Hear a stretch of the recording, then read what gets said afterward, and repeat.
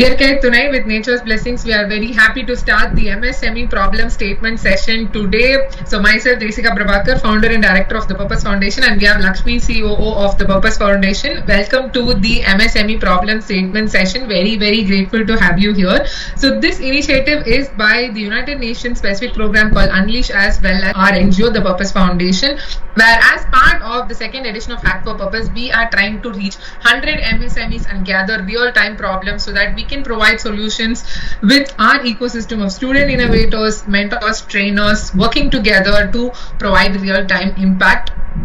So to give some guidelines on the whole of the event, the first thing is that there is no payment or cost whatsoever involved from the MSME. It is only that the problem statement or any technical information that's required is relevant, and there is no cost whatsoever.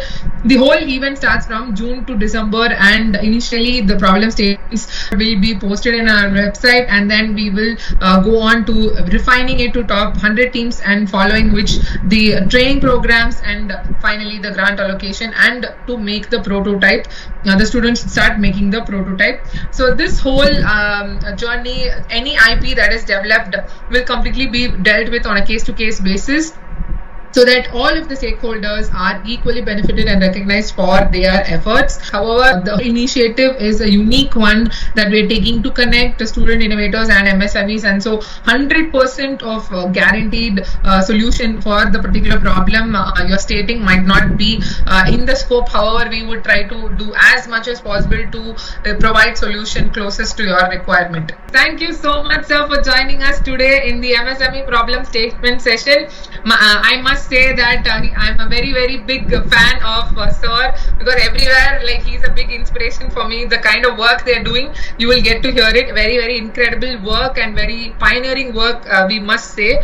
So we're very, very grateful that you joined us today, and you're here to share so much of your experience and expertise with us, and all different technologies and innovations that you're working on, and the vision behind Proklean and all that you're doing.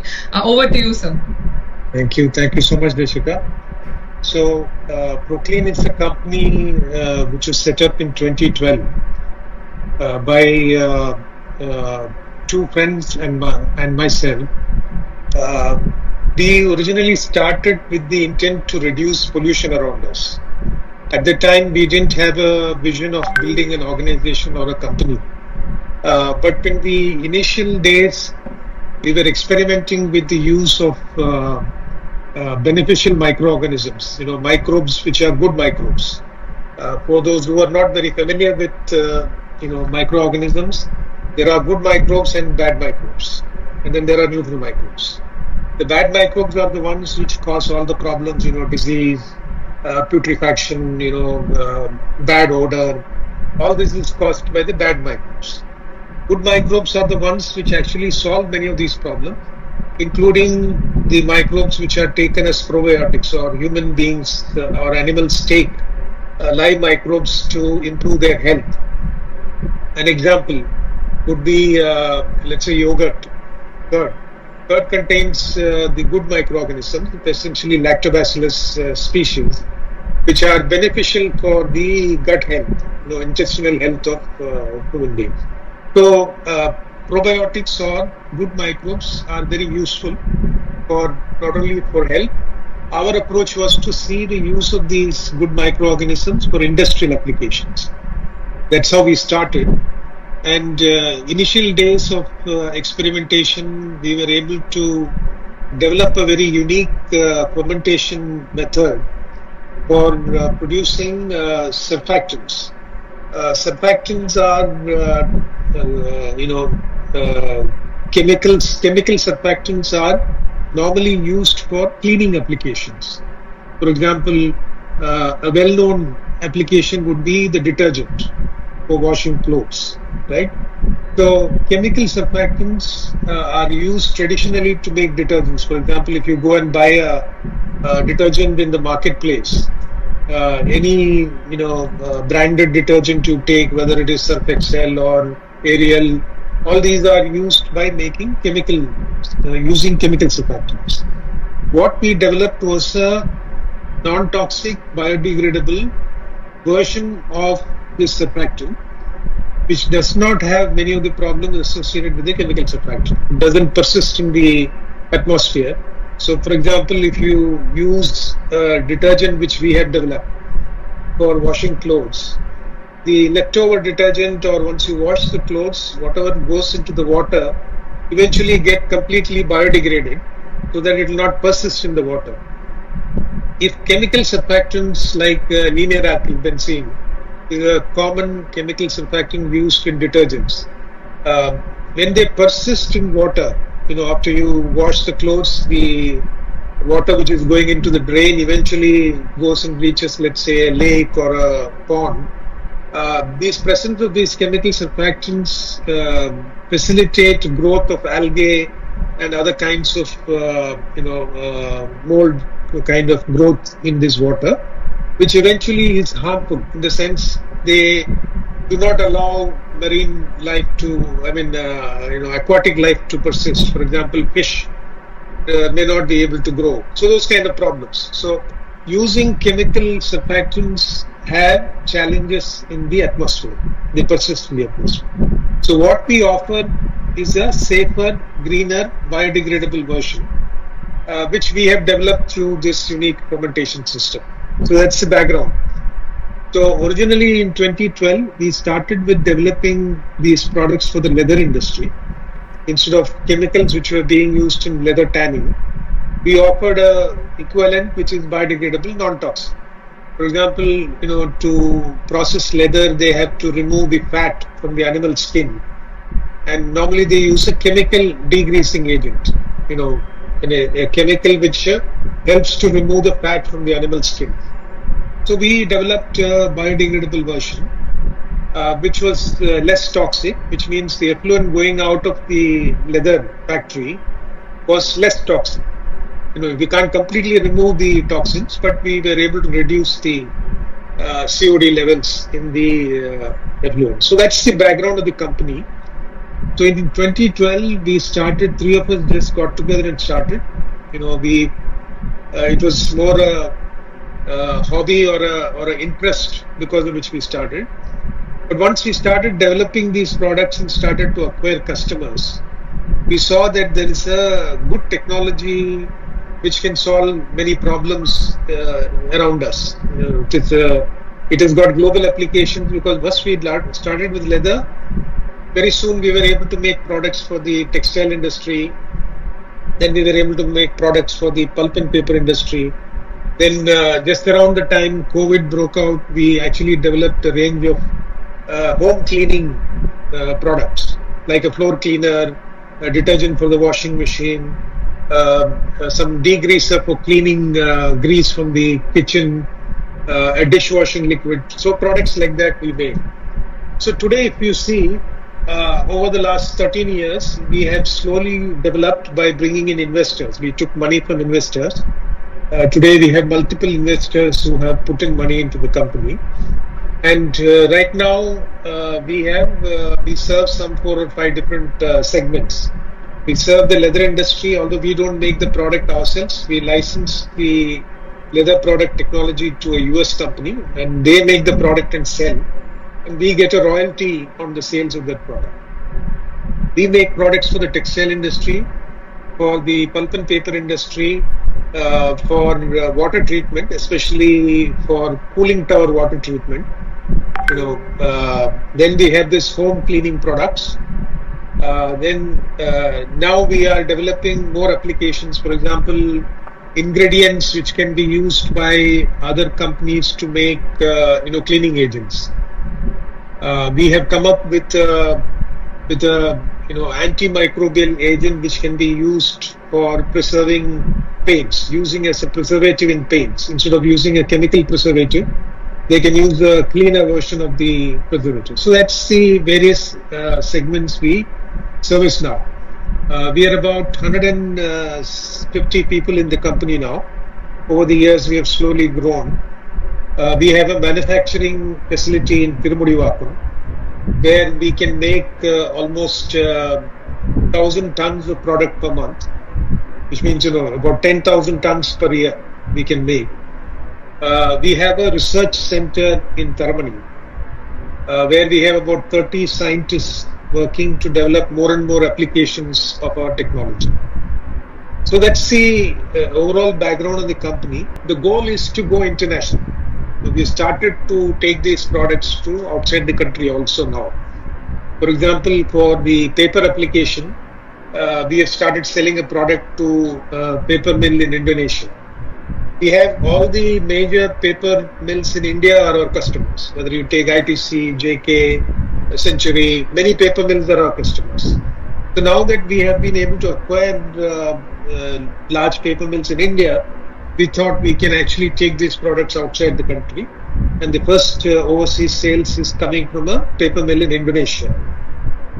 We are trying to acquire more such customers in Indonesia, in West Asia, in United Arab Emirates and other places. So the company is slowly growing. Now, what are the challenges? Obviously, when you take a new technology like this is never existed in the marketplace before.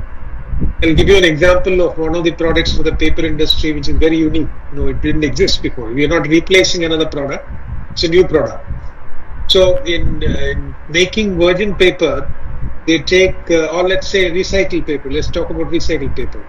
When you bring all the old newspaper and other old paper and try to make paper out of that, you have to first remove all the ink and other material which are present in the old paper.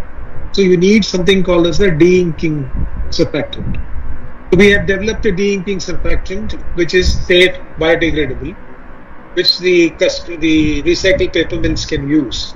Similarly, recycled paper mills have a large problem of contamination because they recycle. It's a closed loop water system. Water which is used in the paper mill keeps on being recirculated. Therefore, bad microbes grow there and create odor and other problems. Actually, you can relate to it. If you order, let's say, something from Amazon or Flipkart, when the consignment or the package arrives in your house, actually you will get a bad odor from the packaging. That is coming because this paper contains microorganisms which they produce certain chemicals called volatile fatty acid, which has got a bad odor. So we are trying to, we have developed products which can actually significantly reduce that odor so that people, when they get the packaging, they won't feel that smell. This is very important, for example, in a food packaging application. Imagine if you are going to package a food in a cardboard container and it has got a bad odor, people are not going to like it. So these kind of applications we are developing. So when you take a new product like this to the marketplace, acceptance is not very easy. That too, MSME like us, small company like us is going and claiming we can give you a product which is safer, greener, and also solve your problem. There is a credibility issue. So it takes a lot of time and effort to convince the customer. And normally what we do is to go to customer, explain to them, and then we conduct a demonstration in their mill. For the customer to first accept to allow a demonstration itself is difficult. So you can imagine the challenges we've had. But slowly we have been growing and we have been developing.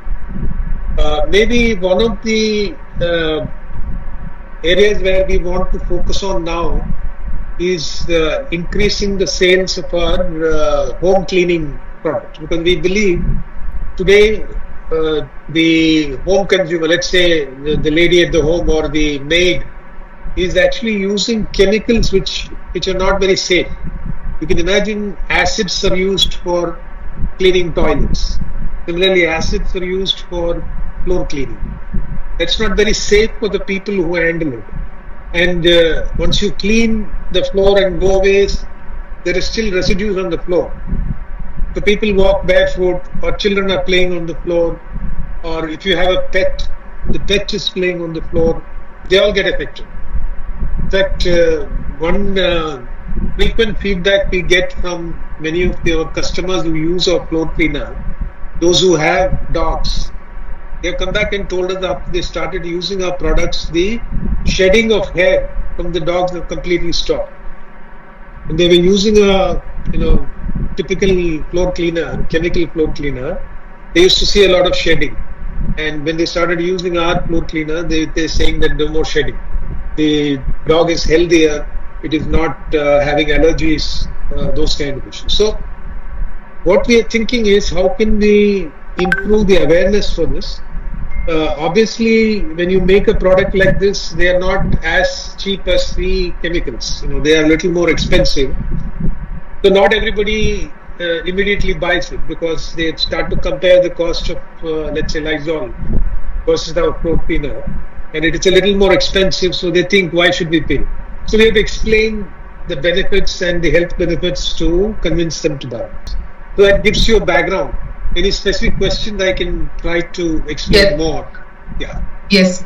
That was a great journey, I would say, for elaborating on how three of you started to where you are, 150 people now. It was just an amazing full journey that you, thank you for sharing that with us. And as you rightly said, most of the products are so innovative that you work on. They're first to the market, and that itself has a lot of obstacles and acceptance in initial time, but they are much, much needed in the industry. However, the acceptance and the awareness is a major issue. So we understand that completely. What we wanted to ask you was that two things from our understanding of your products. One is the price point, and one is the shelf life of it. So the price issue is mainly for the consumer products, the cleaning products, home cleaning products, which I talked about. For the industrial products, the price issue is not that much. We are able to offer it at costs which are competitive. For example, if a paper mill is today using, let's say, to bleach their pulp, today they are using caustic and peroxide, while we have come up with a product which can reduce the requirement of this caustic and peroxide. Typically, we work out in such a way that the money they save from reducing the cost of this caustic and peroxide will actually pay for our product. So in the industrial applications, we are not more expensive than what the customer is using. Where we are not able to price competitively is in the consumer products. That's the floor cleaner, washing machine detergent. Those kind of products is where we are finding it more expensive. That's because, making a product like this itself, the process itself is a little more expensive. We have tried to reduce significantly by using, for example, our factory completely runs on solar energy. We don't use, although we are connected to the grid, we have rooftop solar. And so during the time when our factory is not working, we send the electricity back into the grid. So we are a net zero utilization of electricity. So we do things like that to bring down the cost. But still, there are challenges. Actually, one of the biggest challenges in the consumer products today, we are not able to find a biodegradable packaging. Today, we are selling the products still in HDPE bottles because the pH is low. You cannot package it in. Obviously, we don't want to use single-use plastics because that creates more pollution. HDPE bottles are completely recycled. But it is still plastic, right? We're still using plastic to, package our product. So we have been thinking and looking at whether there can be an alternative for this. While we looked at the paper packaging, if you want to package a liquid, the paper there has to be a polythene lining. That kind of paper packaging is actually worse than plastic packaging. Because you remove the paper, the single-use plastic will still be there, and segregation becomes even bigger problem. So we have been scoring we have been looking around to see, is any packaging company developing something where liquid products can be packaged. So if you come across something like that, I know Desika, you are in the plastics recycling business, right? So you may come across something like this. That will be a great help. I've been talking to a couple of others also to try and see whether is anybody coming up with really good biodegradable option instead of HTTP. So that's a major, can be a major project. If anybody has got ideas, that will be a great problem to solve. Because not only we, if we develop something like that, many others who are in this same business can actually start using biodegradable packaging, and it will help the world a lot. But cost-wise, our issue of comparatively higher costs for the products which we are selling for the home cleaning segment, not for the industrial product. Industrial products, in fact, in many situations, we are cheaper in the sense we actually save chemicals, the cost of which pays for our product, and there's still some saving. So we have situations like that. That is why we are able to survive in the industry. Otherwise, all these big chemical companies would have wiped us out.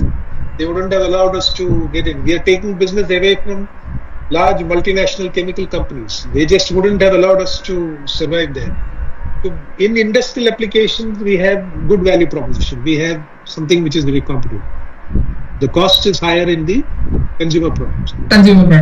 As far as the shelf life, is there anything? No issues. We have 1 year shelf life. No issues. All our products, we have 1 year shelf life.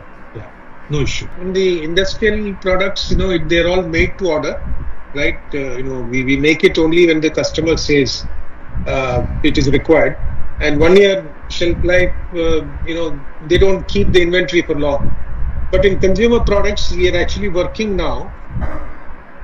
Our R&D team has taken up a project to see whether this 1 year shelf life today can be extended to 2 years. Generally, to get your perspective on certain, since you are dealing with a lot of crude, heavy industries like leather and paper and pulp, even paints, you mentioned, you are supplying one of the products that textile, all are highly polluting industries with high number of effluent release from all of these industries, right? Yeah. So with the effluent also, we have seen a lot of concerns being raised.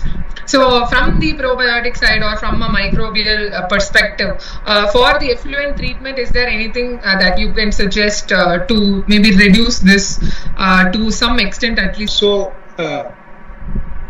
let's first talk about our effluent city. We have a manufacturing facility, right? So, but we have designed our systems in such a way that almost zero effluent goes out of our manufacturing facility. The only liquid effluent or liquid waste which goes out of the factory is the water we use for washing our fermenters after every batch is produced.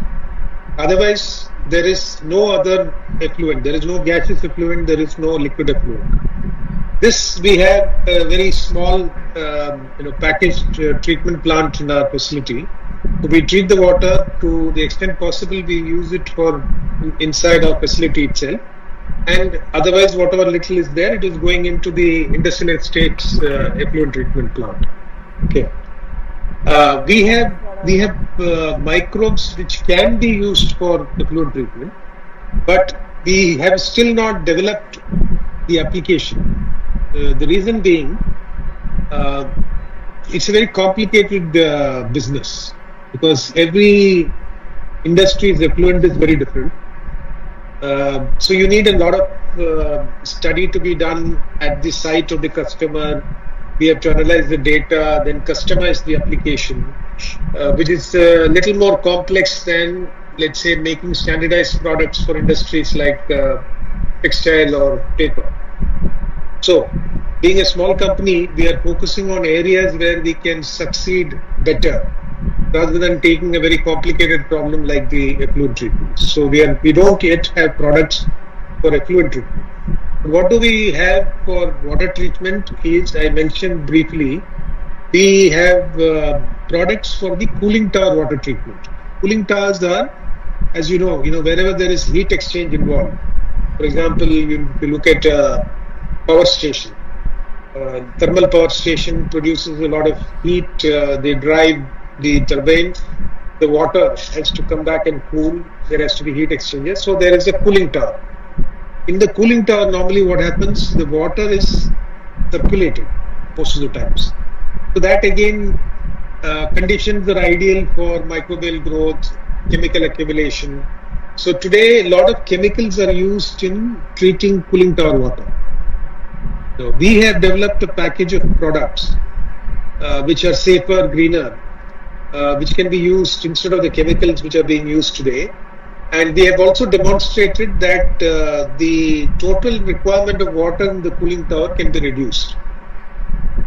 There's something called as flow down. That means, periodically they have to remove some amount of the water. That can be reduced when they use our technology. So they can save water. Also, typically in cooling towers, they will use acids, typically hydrochloric acid, to adjust the pH, because it will be typically in the alkaline condition. They will bring it down to neutral condition. In our technology, we have eliminated the requirement of that acid. So we have advantages like this. So the cooling tower water treatment package which we offer is competitive to the chemical. That means, if they're using some chemicals today, if they calculate the total cost of the water which they are using in the cooling tower, etc., we can offer a package which will be more or less the same or even less expensive. So we have slowly started to acquire customers. For example, one of our large customers is the Vardhaman Steel in Ludhiana. They have a steel plant and they have a cooling tower. So they have been using our product for the last 6 months to 9 months now. They're very happy. So today, with that reference, we are trying to go to new customers to find out. We have been, one of the projects we would like to take is a fairly large size thermal power plant. In thermal power plant, there is a lot of water use. So if they can reduce chemical usage there, it can actually be beneficial to the environment. So in water treatment, because you asked about effluent treatment, in water treatment, we are only in the cooling tower water treatment right now. We have also tested out products for improving the performance of sewage treatment plants. Typically sewage treatment plants, especially in non-municipal, municipal sewage treatment plants are very large, very huge plants. And of course, they're managed by government, so we don't get into that area. That's very difficult thing. But let's say you take a large housing complex, apartment complex. The 1,000 apartments, they have to have their own sewage treatment plant. They're not allowed to send the sewage out. So typically the builder will construct a sewage treatment plant. But maintenance of the sewage treatment plant is invariably not very efficient. It doesn't perform well.